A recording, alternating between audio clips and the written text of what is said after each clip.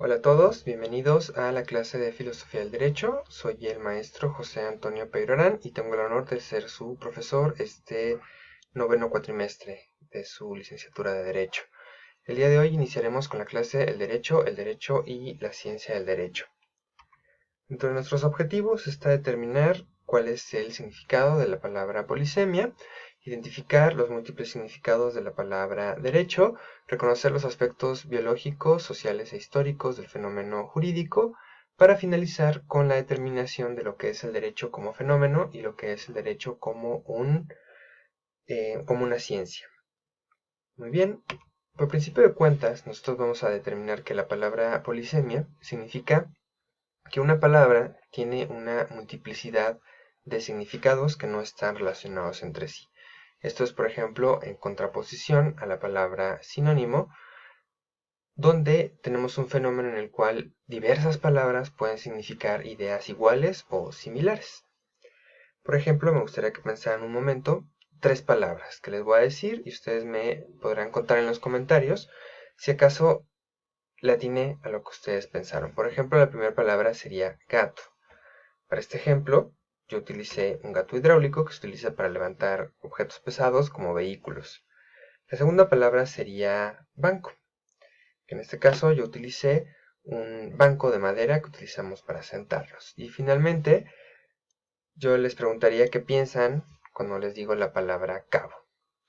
¿Acaso se imaginan, no sé, el verano, la playa, no sé, un sitio turístico como Cabo San Lucas? Pues yo en realidad elegí una palabra referente a un grado dentro del ejército, que es cabo. Esto es importante porque el derecho es una palabra que utilizamos con una gran variedad de significados, los cuales la mayor parte del tiempo no están relacionados entre sí.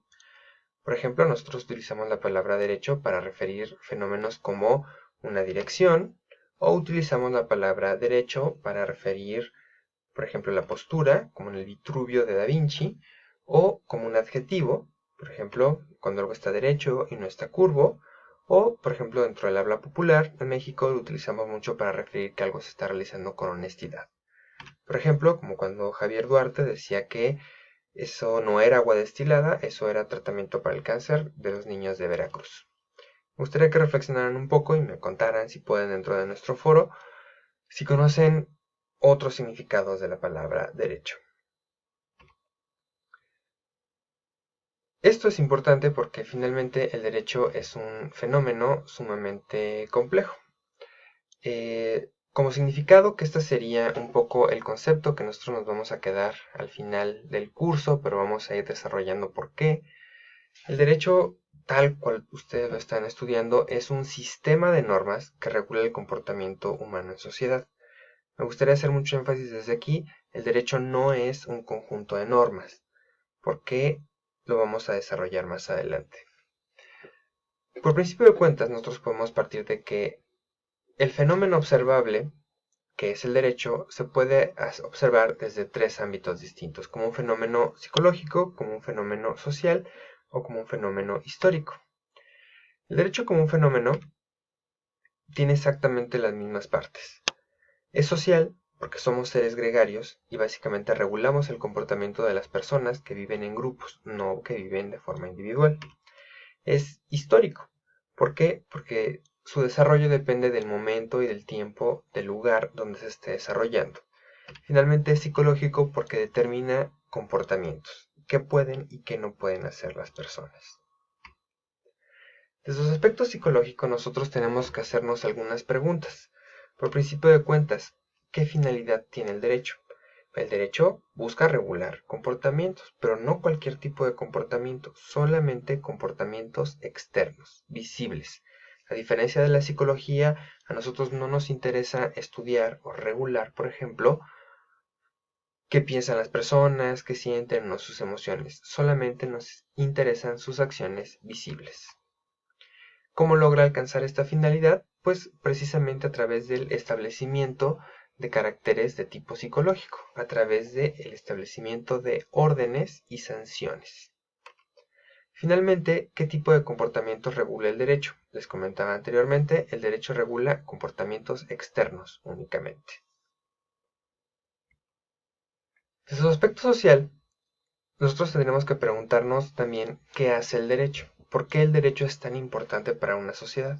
Por principio de cuentas, tenemos que ubicar cuál es el marco donde el derecho busca regular el comportamiento. El derecho busca regular el comportamiento única y exclusivamente en las interacciones sociales. Como platicábamos, el derecho no busca regular qué sucede al interior de las personas. No somos o no partimos desde una perspectiva moral o necesariamente axiológica sobre qué está bien o qué está mal.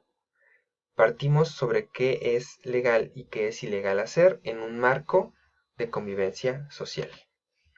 ¿Y qué es una sociedad? Una sociedad, por principio de cuentas, tampoco puede ser únicamente un grupo de personas. Un grupo de personas pues es 100, 50, 1 millón de personas, pero que nada más están hechas bolas, agrupadas. Nosotros observamos una sociedad en el momento que tienen derecho. ¿Por qué? Porque están organizados. Tienen un marco que les permite hacer y realizar sus actividades y establecer los límites para sus comportamientos. Y es así, precisamente, como podemos responder esta pregunta: ¿cómo distinguimos una sociedad de un grupo? Porque una sociedad necesariamente tiene derecho. Desde su aspecto histórico, me gustaría que ustedes observaran eh, esta reliquia arqueológica que es el Código de Hammurabi.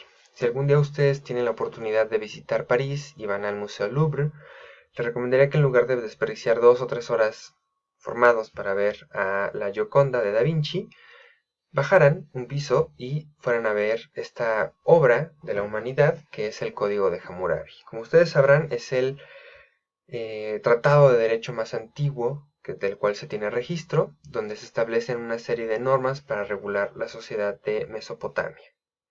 ¿Y por qué esto es importante? Porque hay que entender que el derecho tiene un marco temporal claro. El derecho es válido para una sociedad en un tiempo y momento históricos determinados.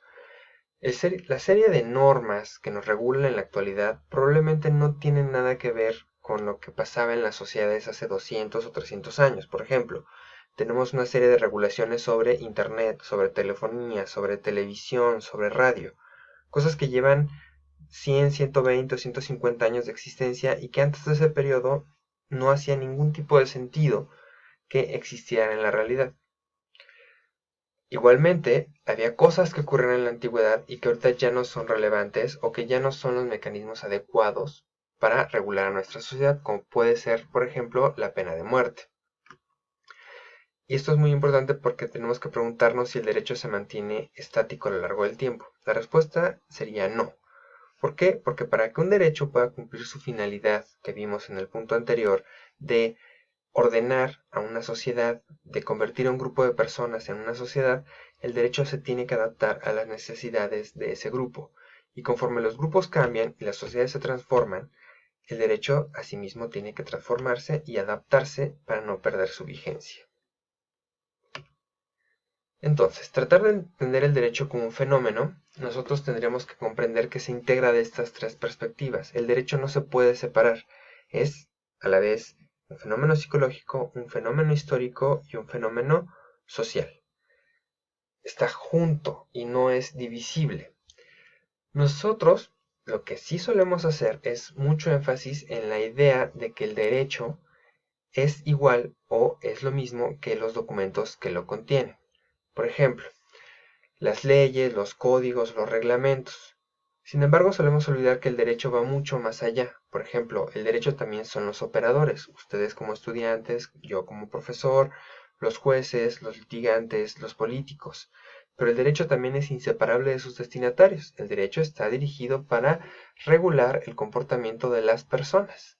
El derecho también está hecho de decisiones. Las jurisprudencias, las tesis, las sentencias, todas son una parte muy importante del derecho. Y finalmente, el derecho también es costumbres, porque es la base sobre la cual nosotros vamos construyendo y vamos transformando el derecho de acuerdo al comportamiento que va expresando una sociedad. Aquí en esta imagen les pongo un arco iris resaltado con la palabra fenómeno. para tratar de resaltarles, un fenómeno no es algo inusual, mórbido o maravilloso. Un fenómeno es cualquier situación u objeto que nosotros podemos observar a través de los sentidos y que ocurre en la realidad. Eso es un fenómeno. Y nosotros vamos a tratar de determinar que el derecho es un fenómeno. ¿Por qué? Porque ese sistema de normas y de operadores, destinatarios, decisiones y costumbres son algo que podemos observar en la realidad, que podemos medir y que podemos entender. Sobre la ciencia del derecho, nosotros tendríamos que comenzar por preguntarnos, ¿es el derecho una ciencia? Y tenemos que partir de que el derecho no es una ciencia en sí mismo. Sobre el derecho, sobre ese fenómeno observable que discutimos, nosotros podemos construir una ciencia. ¿Por qué? Porque como ya dijimos, el derecho es un fenómeno de la realidad observable. Al igual que otros fenómenos, como la vida, como la química, como la física, como las sociedades o la economía, puede ser estudiado de forma científica. Sin embargo, deben de saber que nosotros los abogados somos muy poco creativos y no tenemos nada de creatividad para poner nombres. Entonces, no tenemos un nombre adecuado para la ciencia del derecho. Nosotros no podemos llamarlo de derechología, como lo haríamos con la sociología, y no tenemos un nombre interesante como la química o la física. Se han intentado expresiones como la jurisprudencia, pero ustedes saben que para nosotros en el español tiene un significado que es radicalmente distinto del que utilizan en las lenguas como el inglés con la palabra jurisprudence. Por lo tanto, nos referimos a él como la ciencia del derecho. Entonces, para dejarlo muy claro, ¿el derecho es una ciencia? La respuesta es no. Quiero que les quede esto muy claro. El derecho no es una ciencia. Sin embargo, debemos distinguir las ciencias de sus objetos de estudio. La ciencia del derecho estudia al derecho. Por lo tanto, es posible estudiar científicamente al derecho. La ciencia del derecho se encarga del estudio de este a través de enunciados normativos, los cuales vamos a comenzar a desarrollar a través de nuestras siguientes sesiones. Hasta aquí nosotros terminaríamos nuestra sesión del día de hoy. Esta sesión tiene como finalidad comenzar a analizar una serie de conceptos que nosotros vamos a necesitar para poder estudiar propiamente una filosofía del derecho. Por lo tanto, para nuestra siguiente sesión revisaremos temas como dogmática, teoría y filosofía del derecho, conceptos de orden, regla y norma, la clasificación de las normas y las características de las normas. Para poder avanzar en este tema van a tener tarea. Sé que a nadie nos gusta hacer tareas, pero les voy a pedir lo siguiente.